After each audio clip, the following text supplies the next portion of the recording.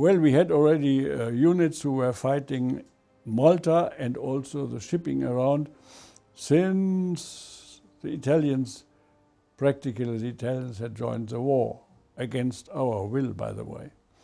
So they had to help the Italians. And we only had to do there in 42, in early 42. And there the British were, oh, not in early 42, it was in August 42. And the British were supplying Malta, resupplying Malta by a huge convoy. That was a convoy called Pedestal. Malta had been bombed into a situation of no resistance anymore. They had no anti-aircraft ammunition, they had no food, no water, no nothing.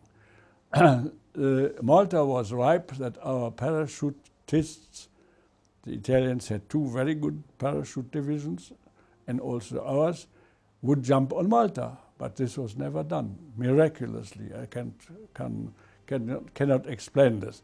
But in this situation, the British sent their huge convoy Pedestal.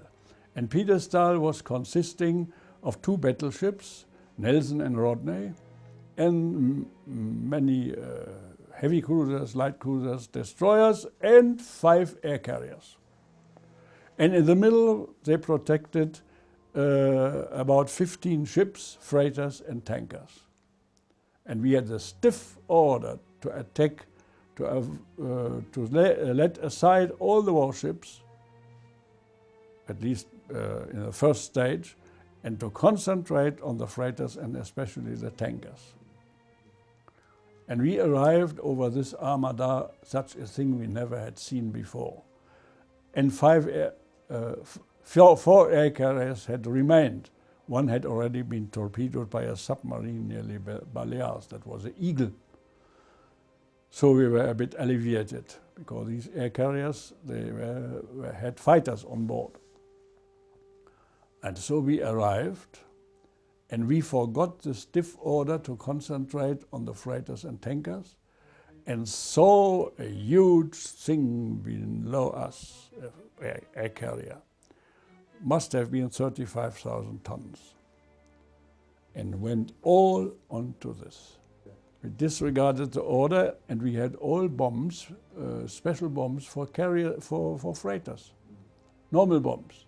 While for a warship, we should have been armored car piercing bombs with such heads.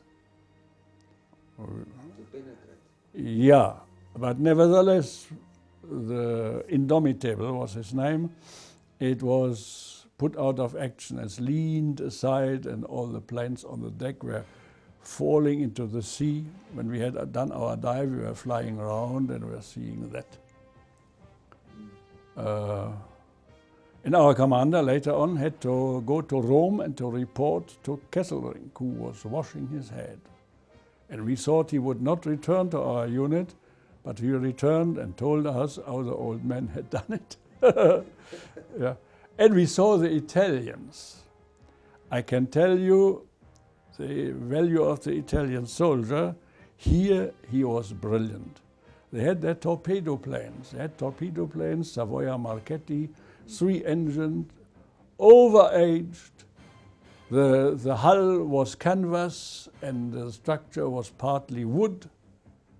And they went at lowest level over the waters in this Pedestal convoy, which was, I would say, the air was concentrated with iron. There they went through and set that torpedo and jumped over the other ships through the whole convoy. And we saw it from our altitude, burning here and splashing into the water and there again. But all the others went through and did their work. We were happy that we were only up there and we could dive around and then out again. They had a different lot. Anti-aircraft of ships was devastating because they had a measuring bases larger than on land. It was a measuring base which was firm on the ship, and they shot unfailingly, even to altitudes